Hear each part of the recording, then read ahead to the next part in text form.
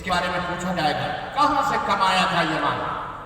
کسی کی جیب تو نہیں کاٹی، کسی کی ٹوپی تو نہیں پھرائی، اس کی ٹوپی اس کے سر، اس کی ٹوپی اس کے سر، اس کا قرضہ اس سے لے کر، اس کا قرضہ اس سے لے کر دنیا کے اندر گھماتے رہے، ان کی جائیداد قبضہ کری، ان کے گھر کے اوپر قبضہ کیا، ان کا کھیت مارا، ان کی بھینس چوری کری، ان کی گائے بیچ دی، ان کی زمین بیچ دی، ان کی پراپرٹی بیچ دی، ایک دوسرے کا حق کھاتے رہے۔ کہاں سے مال کو کمایا؟ کہاں سے اتنے بڑے مالدار ہو گیا؟ کہاں سے مال لیا؟ وفیما انفقت، اور یہ نہیں کہ میرا مال میری مرضی، میں جیسے چاہوں خرچ کروں، نہیں، اللہ پوچھے گا میری مرضی کے حساب سے خرچ کیا تھا، کہاں خرچ کیا؟ شراب پینے میں، زنا کرنے میں، بدکاری کرنے میں، چوری کرنے میں، حرام خوری میں، جوئے میں، سٹے میں، کہاں؟ پوچھا جائے گا۔ تو اللہ تعالیٰ اور وعن علم، چوتھا سوال علم کے بارے میں، علم حاصل کیا تھا، عمل کیا تھا کہ نہیں کیا تھا؟ سب اس وقت تک جب تک یہ سوال کے جواب نہیں دے لیں گے تب تک آپ اپنی جگہ سے ہل نہیں سکتے۔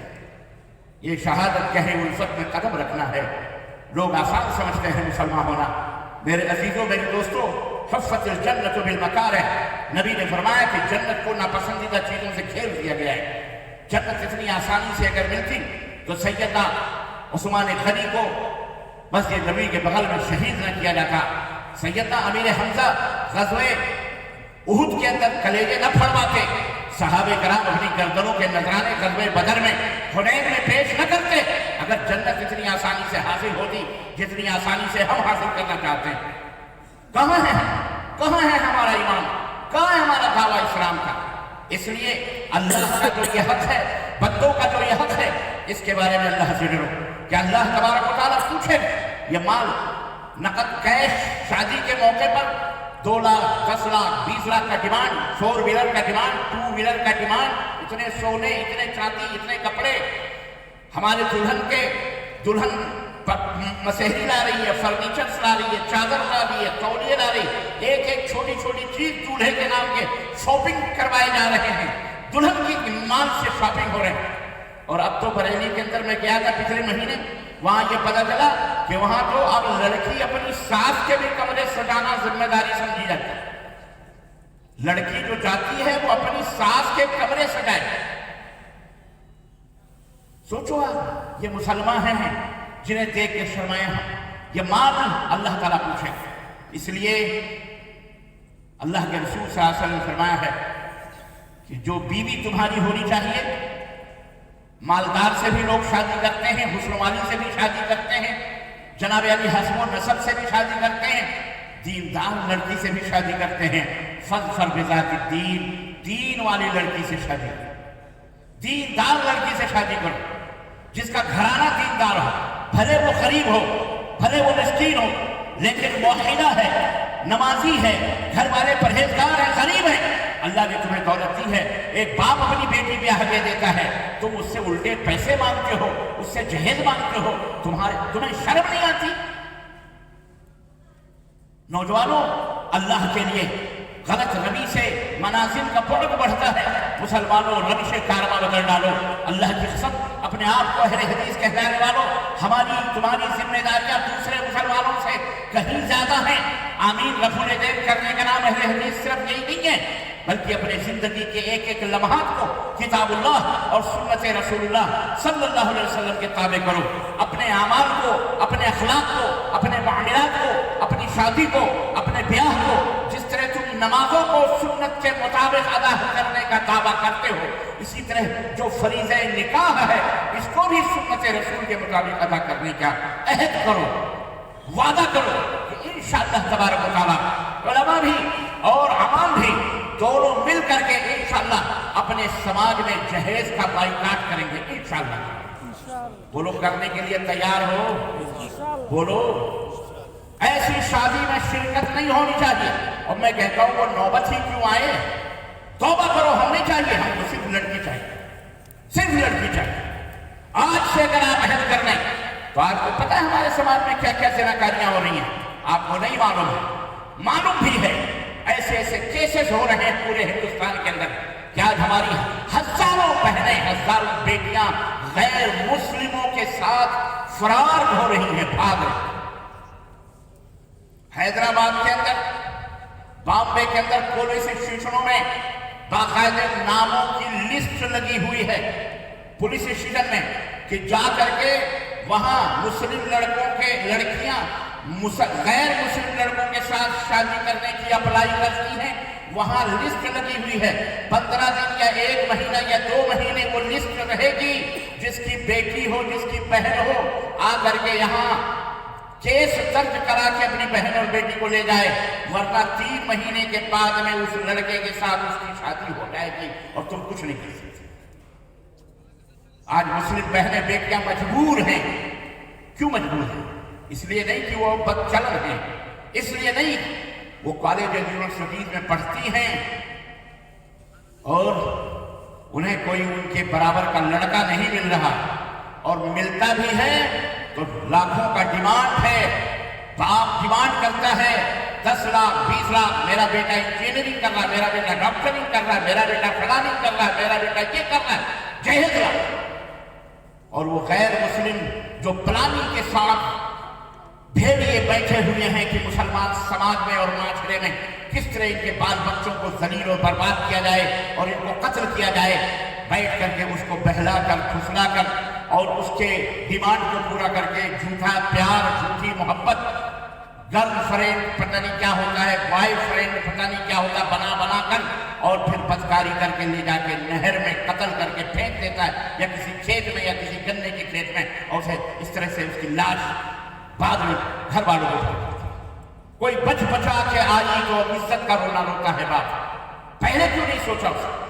اے میرے مسلمان بھائیوں، اپنے سماج کے اندر حق ادا کرو. یہ حق ہے کہ آنے والی اولاد کے لیے بہترین ماؤں کا انتخاب کرو، اور آسانی کے ساتھ اللہ کے حبیب صلی اللہ علیہ وسلم فرمایا کہ جو شادیاں سستی ہوتی ہیں، کم پیسوں کم خرچوں میں ہوتی ہیں، وہ بڑی بابرکت ہوتی ہے. لڑکی کے اوپر 1 ٹکا بھی خرچ کرنا نہیں ہے، نہ قرآن میں نہ حدیث میں، نہ اللہ نے بتایا نہ رسول نے بتایا. لڑکی نہیں خرچ کرے گی، بلکہ لڑکی کو الٹا آپ کو مہر دینا ہے. لڑکی کی ماں کو بھی راضی کرنے کے لیے اس کے بھی حق کو ادا کرنا ہے. جو کچھ بھی ہے تمہارے پاس، تمہیں خرچ کر کے لڑکی کو دلہن بنا کر کے لانا ہے. یہ ہے حق، یہ ہے مردانگی. اور آج بھی عربوں کے معاشرے اور سماج میں یہ چیزیں چل رہی ہیں. آج اللہ تعالیٰ نے انہیں برکتیں دی.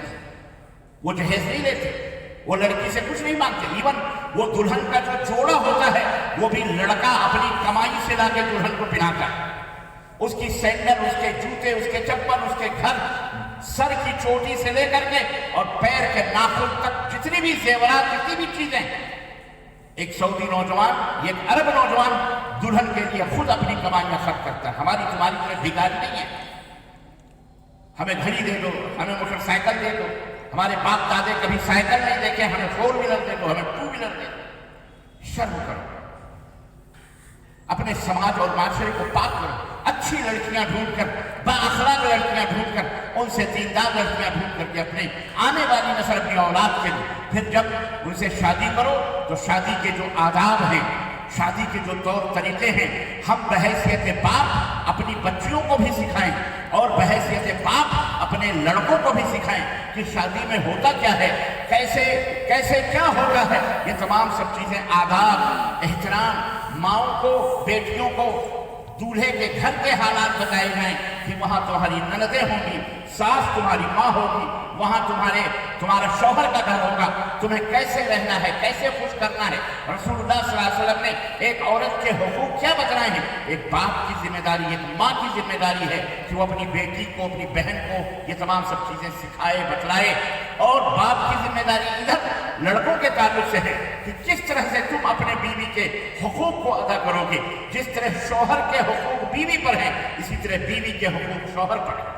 اللہ کے رسول صلی اللہ علیہ وسلم سے پوچھا گیا کہ اللہ کے نبی بیوی کے حقوق ہمارے اوپر کیا ہیں؟ تو اللہ کے نبی صلی اللہ علیہ وسلم فرمایا جو کھاؤ اپنی بیوی کو بھی وہی کھلاؤ، جو پہنو اپنی بیوی کو بھی وہی چیز پہناؤ. تم جب اسے ناراض ہو یا غصہ ہو مارنا ہے تو اس کے چہرے پہ نہ مارو، اس کے ماں باپ کے تانے مت دو اس کو، تیری ماں ایسی، تیرا باپ ایسا، تیرا بھائی ایسا. اس کے میکے کا ذکر نہ کرو، ورنہ کیسی بھی عورت ہو، کانی कुबड़ी क्यों ना हो, सब कुछ बर्दाश्त कर लेती, अपने मैके की बुराई कभी भी बर्दाश्त नहीं कर सकती। इसलिए उसका तस्करा ही नहीं, बहला कर फुसला कर प्यार और मोहब्बत से इस तरह अपनी जिंदगी गुजारो। उनके हुकूक है। औरत पैर की जूती नहीं है, बल्कि औरत इज्जत है, हमारी नाक है। किसी की बहन बेटी हो, अपनी माँ और बहन बेटियों को भी चाहिए, औरतों को भी चाहिए कि बहुओं की इज्जत करें, बहुओं का एहतराम करें, बहुओं से प्यार करें। यानी कि घर घर में जूतम पैदा, घर घर में लड़ाई, घर घर में फूट, घर घर में ये तमाम सब जहालतों वाली बातें हैं। हरगिज़ नहीं ऐसा होना चाहिए। तो औलाद का हक माँ बाप के ऊपर यह है कि बाप अच्छी माँ ढूंढ करके लाए। मैं आपको एक वाक़या बताऊं, नबी करीम सल्लल्लाहु अलैहि वसल्लम के ज़माने का। एक बुजुर्ग थे, वो हाजिर, एक नौजवान अल्लाह के नबी सल्लल्लाहु अलैहि वसल्लम की खिदमत में हाजिर हुआ और उसने कहा कि मैं जो कुछ भी कमा के लाता हूँ, अल्लाह के नबी, मैं अपने बाप को देता हूँ, मेरा बाप उड़ा देता है, खर्च कर देता है, और मेरी समझ में नहीं आता मैं क्या करूँ। अल्लाह के नबी ने कहा ठीक है बैठो। एक साहबी को भेजा, कहा इसके बाप को बुला के लाओ। उनके जो बाप थे मदीने के मशहूर आदमी थे, शायर आदमी थे, बुजुर्ग थे, वो आए। अल्लाह के नबी ने पूछा कि ये तुम्हारा बेटा तुम्हारे बारे में ऐसी ऐसी बातें बता रहा है, क्या ख्याल? उन्होंने कहा ए अल्लाह के नबी, जब ये पैदा नहीं हुआ था तो मैंने इसके लिए बेहतरीन माँ का इंतखाब किया, मैंने बेहतरीन बीवी ढूंढी और मैंने उसके लिए शादी की। फिर जब ये पैदा हुआ तो ए अल्लाह के नबी, मैंने अपनी मेहनत दुगनी करी और मेहनत और मजदूरी कर करके इसके लिए दूध का, इसके लिए कपड़े का, इसके लिए पहनने का इंतजाम किया। यहाँ तक कि ये उंगलियां पकड़ के चलने लगा। मैं अपनी कमाइयां डबल टिबल करता रहा, मेहनत मजदूरी करता रहा, पसीने गिरा गिरा करके मैंने इसको पाला है, पोसा है, बड़ा किया। ये चलने लायक हुआ तो मैंने इसको तरबियत दी, मैंने इसको अदब सिखाया, मैंने इसको पढ़ाया, मैंने इसको लिखाया, मैंने इसको हुनर सिखाया। अल्लाह के नबी, मैंने अपनी पूरी कमाई इसको खिलाई है और किसी को मैंने नहीं खिलाई, इसी को खिलाई है। आज ये जवान हो गया, आज मैं बूढ़ा हो गया। जब ये कमजोर था तो मैंने अपनी कमाई इसके ऊपर उड़ाई और मैंने खर्च किया। आज मैं बूढ़ा हो गया हूँ, आज मैं नहीं कमा सकता हूँ। ए अल्लाह के नबी, ये कमाने वाला ताकतवर नौजवान गबरू हो गया, आज ये कमा के लाता है और इसके पैसे को अगर मैं खर्च करता हूँ तो अल्लाह के नबी इसको नाराज होना चाहिए। ये क्यों नाराज होता है, क्यों मुझे पूछता है, क्यों आपके पास ये शिकायत लेकर के आया? ये बता रहे थे वो बूढ़े नबी करीम सल्लल्लाहु अलैहि वसल्लम के सामने ये वाक़या, और अल्लाह के नबी की आंखों से आंसू जारी थे। आपकी दाढ़ी मुबारक आंसुओं से भीग गई, तर हो गई।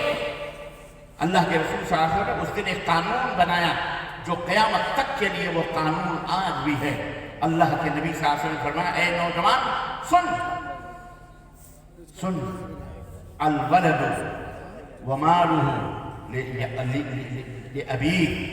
आज के बाद सुन लो, लड़का यानी बेटा भी और बेटे की सारी कमाई भी, उसकी सारी दौलत उसके बाप के लिए। किसके लिए? बोलो, बाप। तुम जो कमाते हो वो तुम्हारे बाप का है, तुम्हारा नहीं है, याद रखो। इसलिए कभी बाप के ऊपर एहसान न जताओ, बाप ने तुम्हारे ऊपर एहसान किया, समझ रहे हैं? इसलिए ये हक आपको बाप को देना है। और माँ तो माँ ही है। इंसान, उसके जिस्म से इंसान निकलता है, एक इंसान से इंसान निकलता है, उसका हक अल्लाह के रसूल सल्लल्लाहु अलैहि वसल्लम से। हज़रत सैयदना अबू हुरैरा कहते हैं कि किसी से पूछा कि मैं सबसे ज्यादा किसके साथ हुस्न सलूक करूं? अल्लाह के नबी ने फरमाया अपनी माँ से। कहा फिर कहा अपनी माँ से, कहा फिर कहा अपनी माँ से, कहा फिर कहा अपने बाप से, 3 मरतबा। क्योंकि माँ मुश्किल तकलीफात भी वो भी बर्दाश्त करती है, मुसीबतों में मुसीबतें लेकर, पेट में 9 महीने लेकर, चल कर फिर कर घर के काम, बाहर के काम, तुम्हारे बाप के साथ खेतों में, घरों में, चूल्हे पे रोटी पकाना, तुम्हें सब कुछ पेट में बच्चे को ले करके चलती है, तकलीफें बर्दाश्त करती है। एक इंसान से इंसान निकलता है, اللہ تعالیٰ اس کے گناہوں کو اللہ اکبر اتنا رتبہ اتنا بڑا مقام اس وجہ سے ایک ماں کو حاصل ہے. اس لیے دونوں کے حقوق اپنی اپنی جگہ ہیں.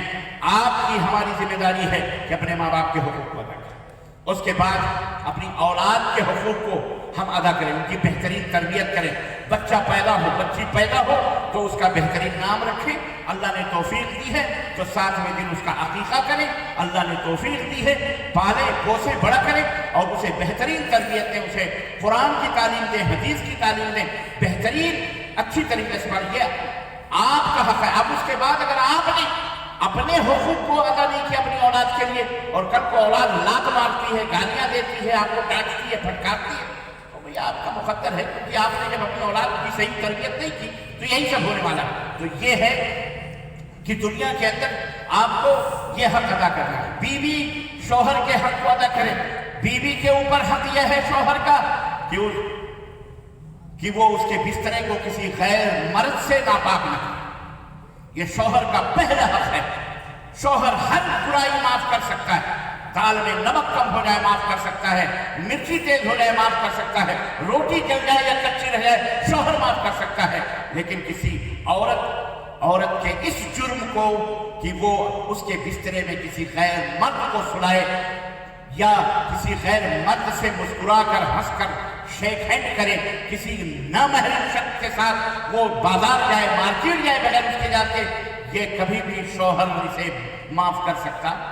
یہ اس کے بستر اس کی زندگی کے ساتھ شراکت ہے, یہ معاف نہیں کر سکتا. اس لیے اس بات کا عورتوں کو خیال رکھنا پڑے گا کہ اپنے شوہر کی خدمت کریں, ان کی دیکھ ریکھ کریں. وہ ان کے لیے سردی اور گرمی میں مصیبتیں مشقتیں برداشت کرتا ہے اور ان کے لیے کما کے رانی بنا کر کے گھر میں رکھتا ہے. اگر وہ ناراض ہو جائیں تو آپس میں انا کبھی نہیں آنی چاہیے.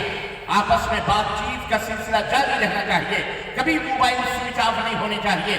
بات کے سلسلے جاری رہنے چاہیے. کتنی بھی دشمنی ہو جائے میاں بیوی میں, لیکن راستہ ہمیشہ کھلا رہنا چاہیے. عزیزان محترم, اس لیے انا کا معاملہ نہیں آنا چاہیے, بات چیت کرنا چاہیے آپس میں. اور عورت کا فرض بنتا ہے کہ اپنے شوہر کے ہاتھ کو اپنے ہاتھ میں لے کر کے اس سے معافی مانگے.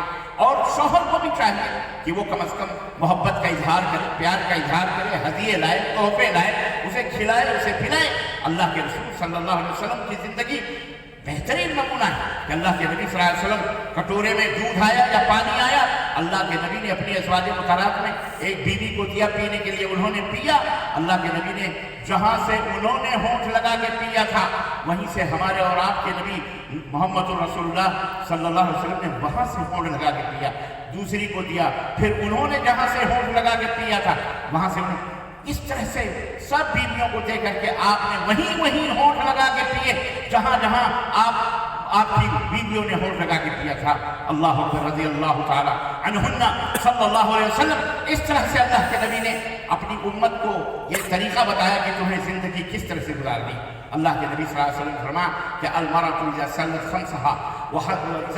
خمسها وصامت شهرها وطاعت بالها وحفظت فرجها, عورت اگر 5-4 کام کر لے, نماز پڑھ لے, رمضان کے مہینے کا روزہ رکھ لے, اپنے شرمگاہوں کی, اپنے عزت و آبرو کی حفاظت کر لے اور اپنے شوہر کی اطاعت کر لے, تو قیامت کے دن پکارنے والا پکارے گا کہ اے اللہ کی بندی, یہ جنت کے 8 دروازے کھلے ہیں, تو جس دروازے سے جنت میں داخل ہونا چاہے چلی جائے. اللہ اکبر, یہ کتنی بڑی بشارت ہماری بہنوں کے لیے اور ہماری ماؤں کے لیے. اللہ تعالیٰ ہم سب کو قرآن و سنت پر عمل کرنے کی توفیق عطا فرمائے. عزیزان محترم, تو یہ حق حقوق آپس کے ہیں. بھائی کا بھائی کے اوپر حق ہے کہ کوئی کسی کو, اللہ کے رسول صلی اللہ علیہ وسلم فرمایا کہ ایک مسلمان کے اوپر حق یہ ہے کہ نہ اسے گالی دے, نہ اسے مارے, نہ اسے پھٹکارے, نہ اس کو برا بھلا کہے, نہ اس کی ذات سے. المسلم من سلم المسلمون من ید لسانہ. اللہ کے نبی نے فرمایا کہ صحیح مسلمان وہ ہے جس کی زبان سے اور جس کے ہاتھ سے ایک مسلمان محفوظ ہے, اس کی عزت و آبرو محفوظ ہے. ایک مسلمان کا ایک مسلمان کے اوپر حق ہے. آج یہ حق ہم ادا کر رہے ہیں. ہم ایک دوسرے کو گالیاں دیتے ہیں, ہماری بہنیں ایک دوسرے کو گالیاں دیتی, ایک دوسرے کے پڑوسیوں کے حقوق. اللہ اکبر, اللہ کے نبی نے فرمایا کہ جبریل آ کر کے مجھے اس قدر نصیحت کریں, وصیت کریں کہ کہ مجھے خوف ہوا کہ کہیں اللہ پڑوسیوں کو بھی وراثت میں حق نہ دے دے۔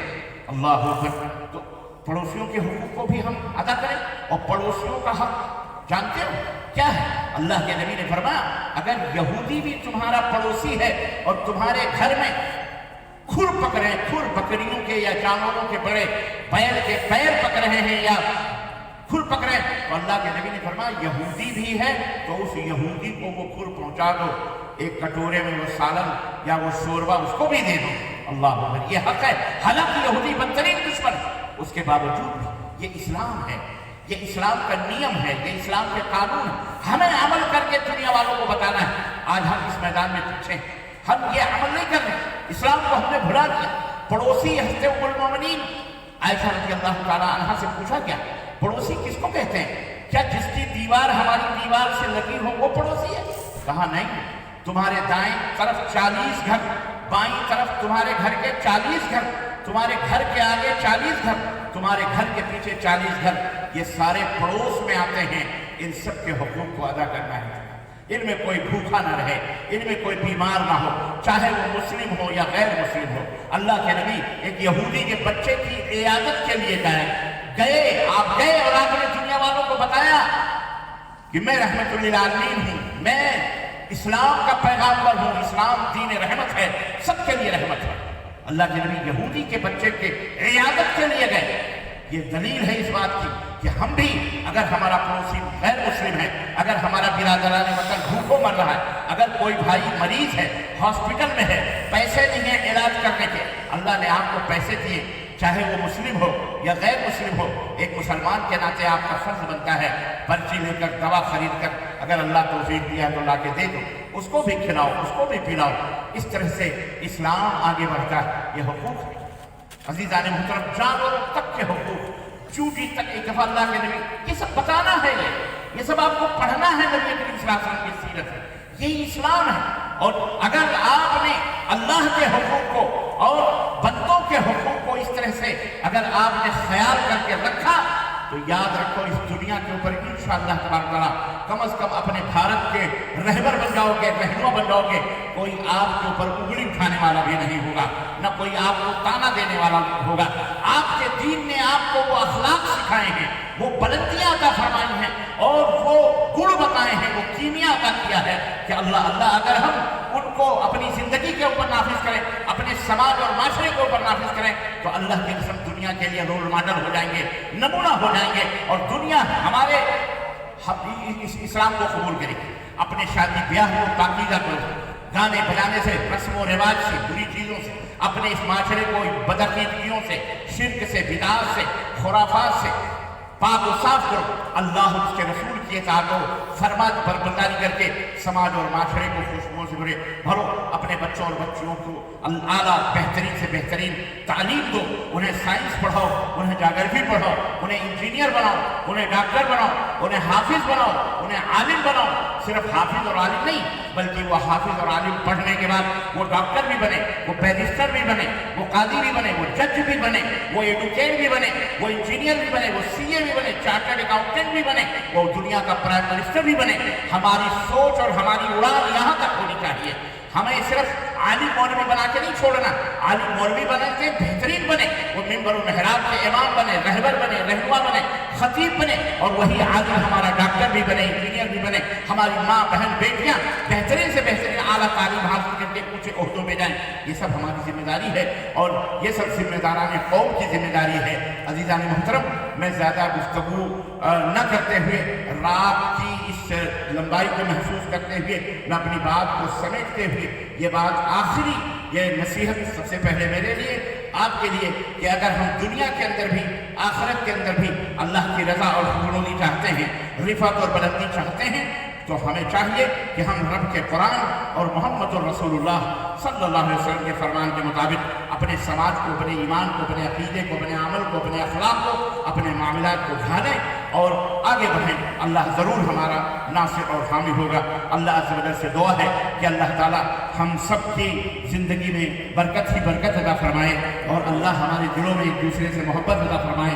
اللہ ہمارے سماج اور سوسائٹیوں کو شیطان کے ہر شر اور ہر मकरूह और हर गंदी चीज़ों से दूर फरमाए। अल्लाह हमारे आल औलाद की हिफाजत फरमाए, हमारे नौजवानों की हिफाजत फरमाए, हमारी बहन बेटियों की हिफाजत फरमाए। अल्लाह हमारे नौजवानों को बेहतरीन बीवियाँ अता फरमाए और हमारी बहनों और बेटियों को बेहतरीन शौहर अल्लाह ताला अता फरमाए। पाकीज़ा तौर पर हमें दुनिया के अंदर ज़िंदगी गुजारने वाला बनाए। अल्लाह हमारे अपने मुल्क और वतन के अंदर हमें इज्जत व आबरू से रहने और यहाँ ज़िंदगी गुजारने की तौफीक अता फरमाए। आज़ादी के साथ हमें अल्लाह उसके रसूल की इताअत और फरमाबरदारी करने की तौफीक अता फरमाए। अल्लाह ताला जो हमारे देश के दुश्मन, हमारे मुल्क के दुश्मन, मुल्क के अंदर फितना और फसाद पैदा करने वाले, मुल्क को बुराई और शर और फितने और फिरकावारियत की तरफ ले जाने वाले हैं, अल्लाह उन्हें हिदायत अता फरमा। या अल्लाह उन्हें नीस्तो नाबूद फरमा दे मौला। अल्लाह इस दुनिया से उनके ऊपर कहर की बिजलियाँ नाज़िल फरमा मौला। जो हमारे देश, हमारे वतन की बुराई चाहते हैं, करते हैं और इस देश के अंदर खुराफात पैदा करना चाहते हैं और देश को डायनामेंट करके और हमारे मुल्क को बर्बादी की तरफ ले जा रहे, अल्लाह उन्हें बर्बाद कर दे मौला। उनकी आल औलाद को, उनकी नस्लों को बर्बाद कर दे, उन्हें हिला को बर्बाद कर दे मौला।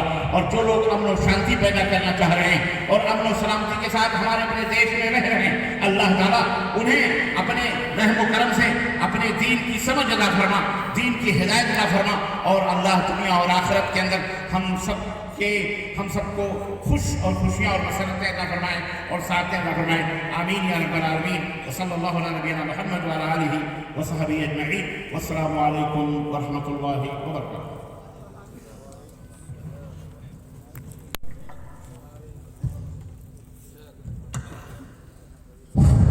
एक सवाल है कि हमारे इलाके में तदफीन